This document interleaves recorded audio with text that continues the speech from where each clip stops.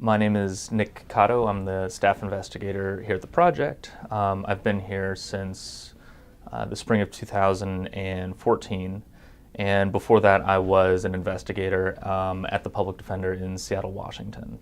I was an investigator there for about 5 years. What I like about investigating is that it is the story that holds a lot of the legal aspects of a case together.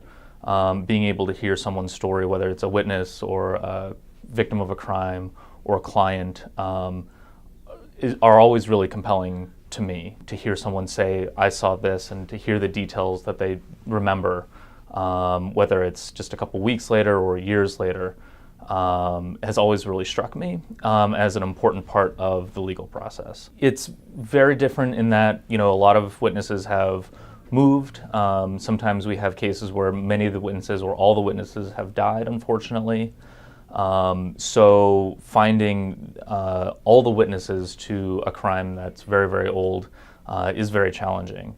On top of the problems that anyone would have with just remembering anything that had happened so long ago. Even if it is a really significant event, a lot of times details sort of filter out, and people remember bits and pieces, or might remember a name or a face or one particular thing about a case, but to ask them to say, I'm 100% about this is how it happened from front to back, I think is a really challenging thing to do. I don't know if you can really present a good case in court without having said we've tried to talk to all the witnesses. You might have cases where you can't talk to every single witness, but again, whether it's a case that has some forensic science behind it or not, being able to go to court and say, this is the story from these witnesses, this is what they're saying, and either they all have similar things that they're saying had happened, or they could be divergent. One witness says they saw this and someone says something completely different. Being able to show that to the judge or to the DA or whoever you're trying to talk to is really important to say, look, we've tried to talk to these people. This is what they've said. We found them. This is what they've said, and that's sort of where the chips have fallen at this point, right?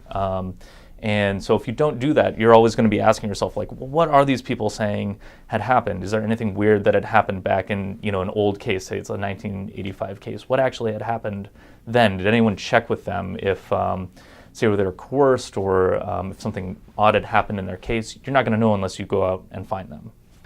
With innocence cases, I just want someone to remember, hopefully, what had happened and to remember it accurately and tell me about it.